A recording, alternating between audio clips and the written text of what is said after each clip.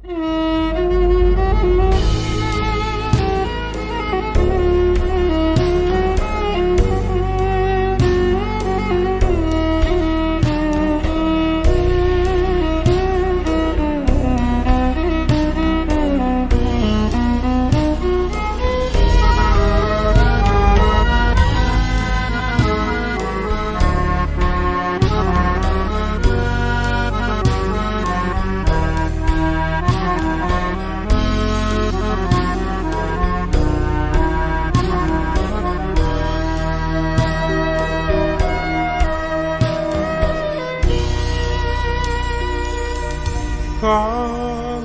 purnama sinari maya pa.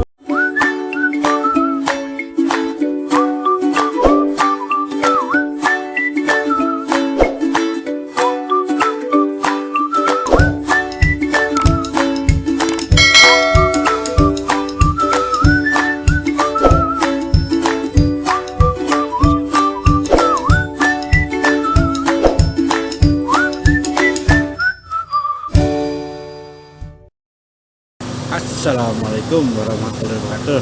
Sanak KBS sekalian, hari ini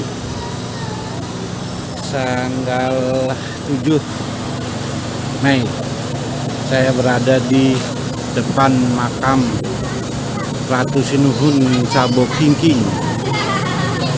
Ini Katipun yang berada di kota Palembang.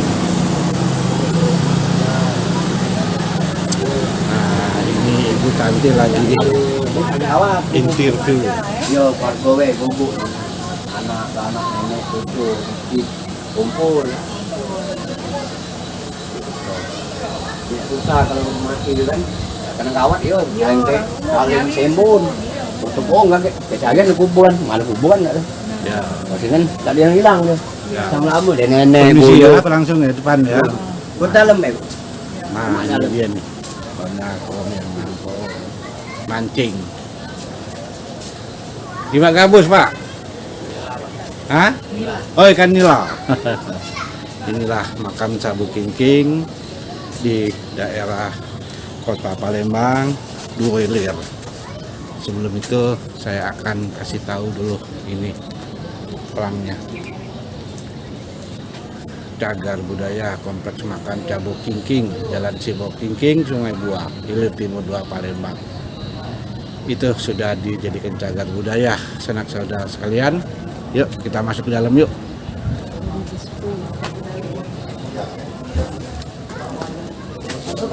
Assalamualaikum. Assalamualaikum.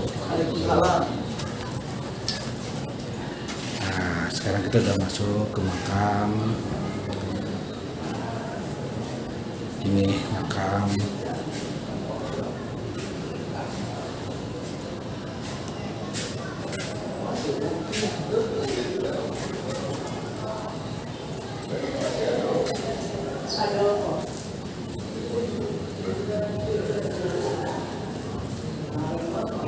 ini yang panglimanya nih. Oh, panglimanya ini. Yang keluarganya si Dino, nenek buyutnya Panglima. Assalamualaikum Pak ya. Ini makam panglimanya ya. Siapa nama Panglima Abdurrahman. Abdurrahman. Nama panggilannya siapa nama panggilannya? Nama aslinya Panglima Ki Bodro Wongso. Nah, Ki Bodro Wongso. Tuh, baru inget aku. Nama aslinya itu. Ya, jadi ini tuh aku ada punya kawan di Riau sana. Ini masih kakek buyut dia. Oh. Dia pesan datanglah katanya ke sini cuma liatin makam. Lagi aku kirim katanya. Ki Bodro Wongso. Ki Bodro Wongso. Inilah Dari Hasanuddin Banten. dari Banten Iya. ya. Salah lagi. Hah? Dia tidak salah. Maaf dengan Bapak siapa, Pak? Pak Laidin. Pak Laidin ya. Yang nunggu sini Pak Laidin. Oh, masih keturunan ke berapa Pak? Dari Ki Bodro Wongso nih Pak? Enggak, kita sebagai pembaca doa. Oh, pembaca doanya Pak ya. Oh.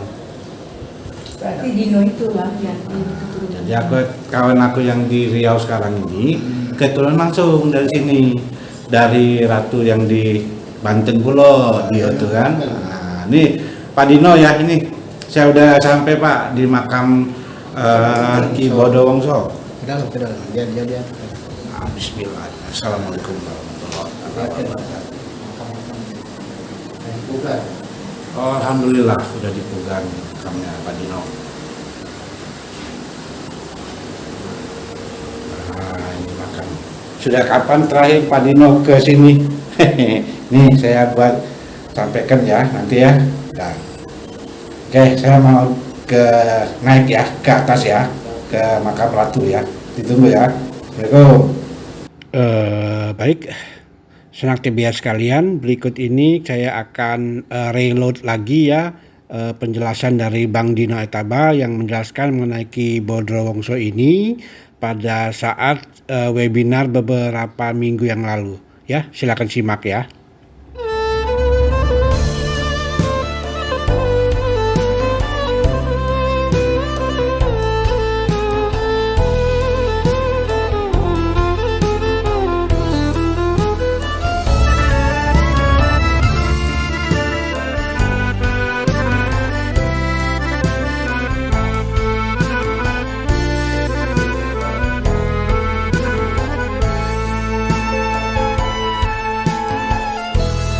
Atau yang dikenal dengan Bodrowongso merupakan Sayyid Maulana Abdurrahman dari Demak bin Said Maulana Fadilah.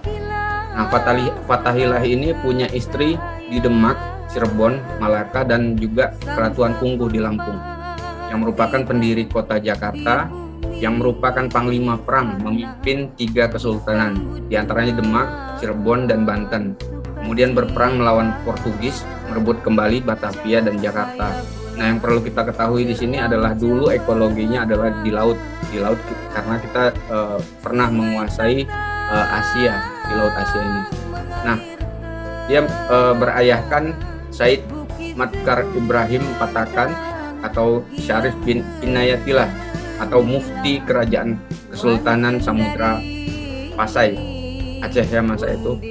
Nah, Fatahillah ini juga pernah menjadi pemimpin atau Sultan Cirebon pada tahun 1568 sampai 1570 Masehi, menggantikan menantunya Pangeran Suarga bin Pangeran Pasarian bin Syekh Syarif Hidayatullah, di mana yang keduanya ini sama-sama dikenal sebagai Sunan Gunung Jati. Makam Fatahillah ini berdampingan dengan makam Syekh Syarif Hidayatullah atau makam Said Madkar Ibrahim Patakan yang berada di situs Samudra Pasai di Gedong, Aceh Utara. Nah, artinya pada masa lalu semuanya ini saling terhubung, masih ada jalur keluarga. Nah, kedatangan Panglima Bodrowongso ke Kerajaan Palembang Sriwijaya sendiri itu seperti pulang kampung yang saya katakan tadi. Nah, sebelum ada di Palembang, Ki Bodrowongso ini berada di Kesultanan Demak dan diberikan gelar Kiai Bagus oleh Sultan Demak sendiri, yakni Sultan Trenggono, karena memiliki adab dan akhlak yang baik dan juga merupakan zuriat Rasulullah Muhammad SAW. Jalur nasabnya itu sampai ke atas ada ya. Dan Kiai Bagus Abdurrahman ini atau yang dikenal dengan Bodrowongso juga dikenal sebagai Panglima Bawah Manggis karena di lokasi pemakamannya saat ini berada di bawah batang manggis dulunya itu ya. Sehingga masyarakat kala itu familiar menyebutnya dengan Panglima Bawah Manggis, buah etnik yang ada di Nusantara ini. Nah, Kiai Bagus Abdurrahman atau Bodrowongso ini ya Said Maulana Abdurrahman, nama aslinya itu, merupakan cucu kandung dari Said Madkar Ibrahim Patakan. Syarif bin Inayatillah ini Mufti Kesultanan Samudra Pasai, juga penasihat kerajaan di Samudra Pasai itu. Nah, dia itu adalah kakek kandungnya dari Panglima Bodrowongso ini. Jadi masih ada hubungan gitu, yang merupakan Mufti Kesultanan Samudra Pasai itu sendiri. Nah, Said Madkar Ibrahim ini, Patakan ini, merupakan putra dari Syekh Said Abdul Ghafur bin Syekh Zainal Alam Barokat bin Syekh Jumadil Kubro yang makamnya ada di Mojokerto di Jawa Timur itu. Nah, dia adalah nenek moyang para wali di Pulau Jawa dengan nama asli Said Jamaluddin Al-Husaini Al-Kabir. Nah, ia merupakan ayah dari Sunan Ampel dan Sunan Giri. Syekh Jumadil Kubro ini juga disebut oleh seluruh masyarakat di Jawa bapaknya Wali Songo, ya. Nah, kemudian konflik di Kerajaan Demak itu ternyata mengantarkan Panglima Gondrowongso Muda ini ke Kerajaan Palembang. Tadi sudah dibahas di depan oleh Mbak Eva. Nah, keberangkatannya ke Palembang merupakan gelombang kedua setelah rombongan pertama yang dipimpin oleh Pangeran Sidoing Lautan. Ya, sekarang kita langsung ke makam Ratu Sinuhun. Cikal bakal kerajaan Palembang ini lah. Iya benar. Coba ya, kerajaan bukan belum kesultanan nih. Ini kerajaan dulu. Kerajaan dulu kan. Nah, inilah cikal bakal. 1800 saja. Kalau kerajaan 1400. Ya kerajaan. 1600 sudah ke kesultanan dia. 1400-an. Abad ke-15. Nah, betul abad ke-15 benar. 1400-an lagi. Masehi. Iya, iya. Masuk kita masuk ke makam. Kalau jarak-jarak boleh ada. Iya, Pak. Yang di dinding. Ayo. Silsilah. Nih, Pak Wino, silsilahnya Wino ya. Lagi aku baik, kita selanjutnya kita menuju ke makam Susunhun. Ini mah. Sejarah kerajaan Palembang. Udah ini. Udah ya.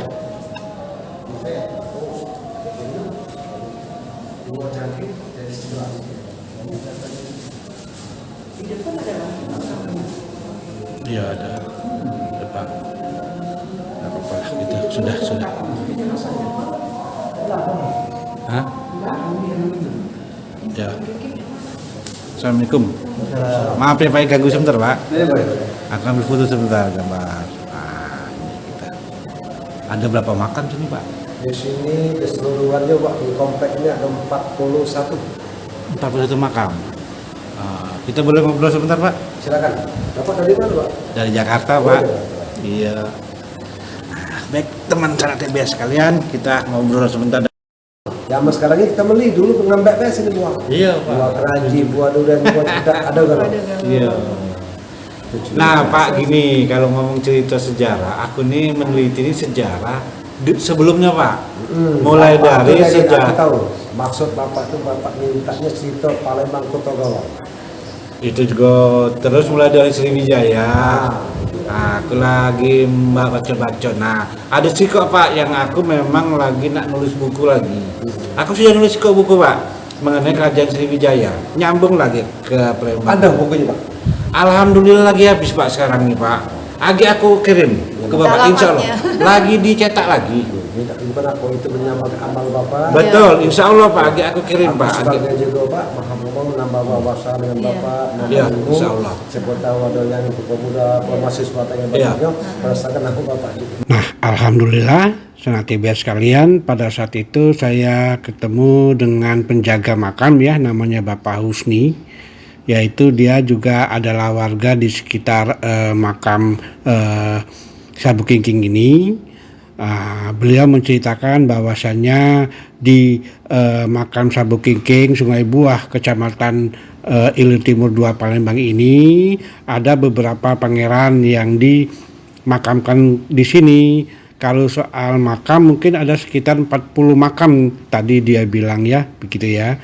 Pangeran yang dimakamkan antara lain adalah Pangeran Sidiing Kenayan, Ratu Sinuhun, Raden Denci, Pangeran Pasarean, Habib Muhammad Nu, Kuncung Mas, Depati Kumbang, dan tentu saja tadi sudah kita lihat adalah Panglima Abdurrahman Bodrowongso ya. Silakan ya. Baik, selanjutnya kita akan dengarkan lagi penjelasan dari Bang Dina Aritaba mengenai sejarah makam Sabukingking ini. Ya, mari kita simak ya. Terima kasih.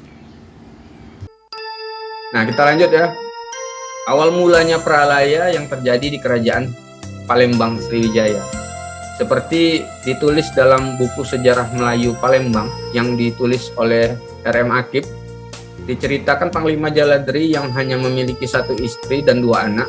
Panglima Jaladri diminta oleh istrinya yang bernama Nyai Marta agar beristri lagi, karena menurut Nyai Marta ini di saat itu akan cukup memalukan jika seorang panglima perang yang gagah hanya memiliki satu istri. Maka dicarikan sosok perempuan yang halus budi pekertinya, seorang gadis cantik rupawan, lagi berbudi pekerti yang luhur ya, yang kemudian dijadikan istri keduanya oleh Panglima Jaladri ini. Nah, bahkan pesta perkawinan ini juga dilangsungkan di dalaman atau istana Pangeran Sidoing Kenayan, yang sendiri saat ini kita kenal dengan Istana Kuto Gawang. Sering dibahas dalam bukunya Pak Sultan itu Perang Benteng tentang Istana Kuto Gawang ini. Nah, karena kagum dan bangga dengan sosok istri kedua Jaladri ini, sehingga seusai digelarnya pesta tersebut, sang istri tidak langsung dibawa pulang, tapi bercerita, ngobrol, bercengkrama di situ dengan seisi istana kerajaan Palembang kala itu, yang lengkap dengan para keluarga kerajaan dan lain-lain. Namanya istana kan lengkap di situ, ada semua perangkat kerajaan itu. Dikarenakan para perempuan di dalam istana sendiri masih menaruh kekaguman atas keluhuran, kecantikan, dan keelokan rupa dari istri kedua Jaladri ini, namun di lain pihak Nyi Marta ini justru naruh curiga dan menduga ada rencana jahat yang dilakukan oleh orang-orang istana terhadap istri kedua suaminya itu. Ada kecemburuan di situ dengan cara menahan dan bahkan curiga, jangan-jangan raja ini ingin ngambil madunya itu loh, istri kedua Panglima Jaladri ini. Sehingga pada akhirnya sampailah informasi pihak tersebut kepada Panglima Jaladri. Ada terjadi miskomunikasi di sini. Nah, Panglima Jaladri yang mendapatkan informasi pihak itu langsung terbakar api amarah, menguasai dirinya, sehingga akhirnya pergi menuju Istana Kuto Gawang. Karena beliau itu tinggal di luar lingkungan istana ya. Istana Kuto Gawang itu kan besar, tapi dia berada di lingkungan luarnya. Nah, informasi pihak tersebut sampai di Panglima Jaladri ini. Nah, kemudian dia pergi menuju Istana Kuto Gawang itu dan ngamuk di istana dengan penuh angkara murka, dan tewaslah sebagian besar penghuni istana. Dibunuhnya semua penghuni istana. Bahkan Panglima Jaladri ini dengan tega membunuh anaknya sendiri, anak kandungnya, membunuh kedua anak kandungnya sendiri yang masih kecil-kecil. Kemudian Panglima Jaladri juga membunuh Pangeran Sidoing Kenayan dan istrinya Ratu Sinuhun. Ratu Sinuhun dan Pangeran Sidoing Kenayan ini tidak memiliki keturunan. Di antara seisi istana kerajaan yang diamuk oleh Panglima Jaladri itu masih ada yang selamat dan kemudian lari melaporkan kejadian tersebut kepada Panglima Perang ya, Ki Bagus Abdurrahman Bondrowongso ini, Panglima Bondrowongso ini, yang bermukim tidak jauh dari lingkungan istana. Jadi Panglima ini memang tinggalnya di luar lingkungan istana. Nah, di sini ada pertarungan hidup mati antara dua panglima perang kerajaan Palembang Sriwijaya ini, panglima hebat ini, yang menguasai lautan dan juga daratan.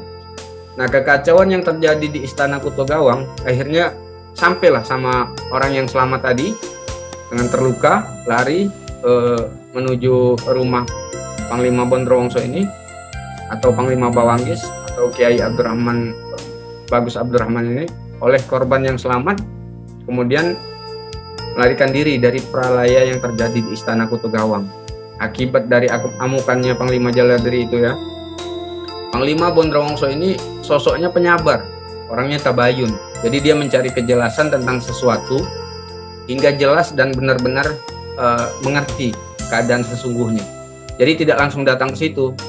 Nah, beliau ini juga memiliki ilmu batin, ilmu kesaktian, kemakrifatan, keahlian silat, dan juga bela diri, juga berdiplomasi, namanya seorang panglima kan, sehingga tidak tergesa-gesa namun dengan pasti hingga akhirnya mendatangi Istana Kuto Gawang untuk melihat kejadian yang sesungguhnya dan mencari Panglima Jaladri tadi.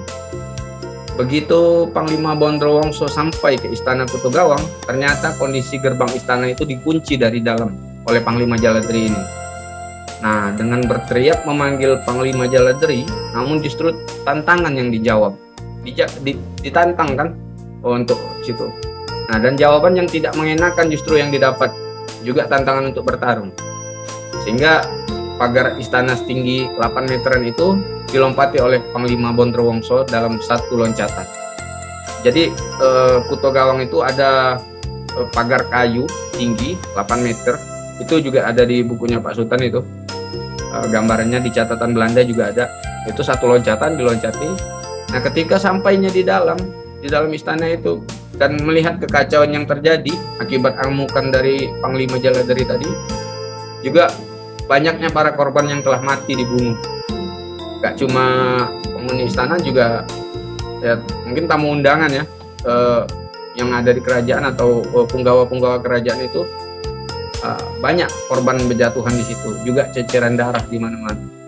Nah, tak kurang pertarungan 1 lawan 1 dilakukan dengan kesaktiannya masing-masing hingga Panglima Jaladri menemui ajalnya.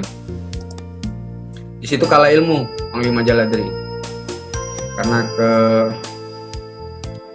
kesombongannya tadi. Nah, ketika masa itu Panglima Sido Ingkenayan itu satu tandan itu habis dibantai oleh Panglima Jaladri. Nah, di sini letaknya Panglima Bonrowongso menolak kekuasaan kerajaan Palembang ini. Nah, Panglima Bonrowongso ini sebenarnya memiliki kesempatan menjadi Raja Palembang, dikarenakan Raja sudah mati dan tidak memiliki penerus dan juga dianggap sebagai pahlawan masa itu. Namun Panglima Bonrowongso tidak mau mengambil posisi sebagai Raja Palembang, namun justru memberikan kesempatan tersebut kepada kerabat Pangeran Sido Ingkenayan dengan syarat harus tetap menjunjung adat istiadat yang ditulis oleh Ratu Sinuhun dalam kitab Undang-Undang Simpur Cahaya tadi yang saya babarkan sebelumnya, yang memadukan ajaran Islam dan kearifan lokal masyarakat Melayu. Jadi di sini harus jelas ya bahwa Ratu Sinuhun ini adalah Siompu terakhir. Kalau dalam tatanan kedatuan Sriwijaya itu, Siompu itu perempuan yang sangat dihormati dan dimuliakan gitu. Nah, Ratu Sinuhun inilah Siompu terakhir. Sehingga setelah dibunuh oleh Panglima Jaladri itu habis satu tandan itu, gak ada lagi. Nah, di sini ditolak oleh Panglima Bonrowongso, kemudian dilanjutkan oleh kerabat kerajaan itu sendiri dengan permintaan Panglima Bonrowongso itu supaya tetap memakai Undang-Undang Simpur Cahaya yang dibuat ini sebagai dasar landasan bernegara ya, berkerajaan masa itu. Nah, jika ada sultan atau Raja Palembang yang melenceng dari kesepakatan yang dilakukan sumpahnya di Bukit Siguntang, Palembang, maka mereka akan mati atau mangkat dalam kehinaan. Nah, percaya atau tidak percaya, dari 10 sultan yang pernah berkuasa di Palembang, hampir semuanya mangkat dalam kehinaan. Itu silakan dianalisa sendiri. Karena ini adalah sumpah kedatuan, sumpah kerajaan yang betul-betul sakral. Nanti setelahnya akan saya babarkan di situ ya. Jika tidak mati diracun, dibunuh atau dibuang seperti yang dialami 3 sultan terakhir di Palembang. Nah, sikap Panglima Bonrowongso ini diambil sebagai tindakan terbaik agar anak keturunannya tidak terlibat konflik kekuasaan, angkara murka dan keserakahan karena kedudukan, harta, pangkat dan jabatan. Panglima Bonrowongso sendiri memiliki 1 istri dan 5 anak, yaitu Ki Panggung ya, yang menurunkan gelar Kemas, Ki Mantuk yang menurunkan gelar Mas Agus, Ki Agus Abdul Ghani yang menurunkan gelar Ki Agus, serta Hari Pagemuk dan Ki Bonrowongso Mudo yang keturunannya tidak diberi gelar. Selanjutnya sampai hari ini banyak yang menjadi alim ulama, guru-guru ya, diantaranya Syekh Hasanuddin yang menjadi panglima di Kawah Tengkurap itu, kemudian Syekh Muhammad Akib, murid dari Syekh Abdul Somad Al-Palembani yang dulu berjuang melawan penjajahan kolonial dan terus berlanjut hingga hari ini. Nah, di sini juga ada catatan dari Rodevaile ya, ilmuwan Eropa yang juga mencatat. Nah, cuma catatan Palembang yang dikutip oleh Rodevaile ini, Syahdan Kimas Dipati mati, maka digantikan saudaranya namanya Pangeran Made Sokat menjadi raja, dan tatkala itu dia punya aturan kurang baik. Di sini disebutkan aturannya itu kurang baik, artinya ada pertentangan dengan Simpur Cahaya tadi ya di situ, cuma tidak dijelaskan secara terperinci. Sebab manakala rakyat kawin akan dibawa lebih dahulu menghadap raja, yang manapun bagus dititipkan di dalam keraton. Lakinya disuruh pulang, dan pada versi ini Rodevaile menuliskan bahwa sesuai kebiasaan itu, suatu hari pangeran melihat pasangan suami istri, si istri demikian mempesona sehingga pangeran menahan perempuan itu di dalamnya. suami perempuan itu Jaladri kemudian mengamuk karena pangeran menolak mengembalikan istrinya. Nah, ini adalah catatan yang keliru dari bangsa asing yang mencatatkan sejarah ini sendiri. Sebenarnya itu miskomunikasi, karena kerajaan itu dia bisa saja mencari selir apa segala macamnya. Nah, ini adalah catatan keliru yang perlu kita perbaiki sejarahnya, karena kita yang punya ekologi, kita yang punya DNA, kita yang punya sejarah. Bagusnya kita tuliskan sendiri untuk menyanggah fitnah yang dibuat Vailé ini ya. Versi lain juga berdasarkan catatan De Vailé adalah Sidoing Pasarean ini, raja setelah Sidoing Kenayan ini tewas akibat digigit musang. Itu tapi dicatatkan gitu sama Rode Vailé ini. Kemudian kekacauan di kerajaan Palembang ini kemudian diredakan oleh Ki Bondrowongso yang berhasil membunuh Jaladri.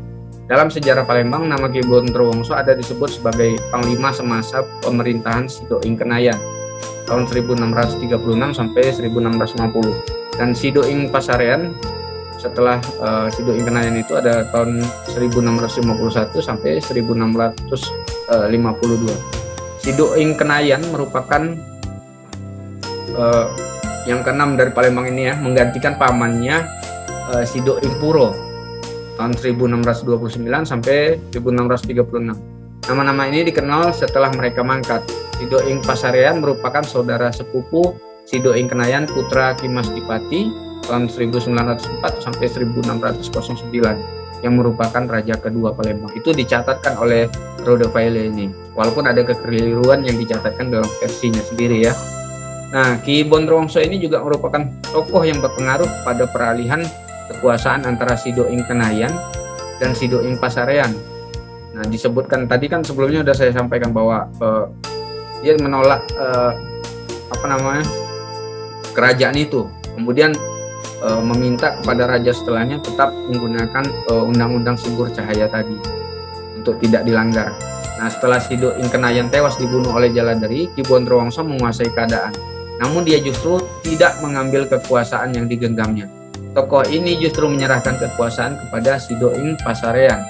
Ki Bondrowongso dapat dikatakan memegang peran penting dalam sejarah perjalanan politik Kerajaan Palembang hingga masa Kesultanan Palembang Darussalam. Tokoh ini juga dikenal sebagai Panglima Bawah Manggis. Hal ini terkait dengan posisi makamnya. Sebelum kompleks makam dibangun seperti sekarang yang berada di bawah naungan pohon manggis. Di komplek makam ini terdapat antara lain makam Sidoing Kenayan, Sidoing Pasarean, Ratu Sinuhun, Said Muhammad Nuh Iman Al-Fasa atau guru agama dan imam kubur Sidoing Pasarean, dan juga Nyimas Ayu Rabia Al-Hasanah, pengageng keraton kala itu. Nah, kita masuk ke makam Sabuk Kingking, tempat dimakamkannya Raja Sidoing Kenayan beserta seluruh penghuni istana yang dibantai oleh Jaladri itu sendiri. Nah, sampai hari ini kuburan Jaladri itu Panglima Jaladri itu tidak tahu kemana, dikuburkan di mana, entah dihanyutkan semuanya atau kemana gitu. Cuma komplek pemakaman Sabuk Kingking ini juga lokasi ya. 5 menit lagi ya, Din ya. Baik Pak.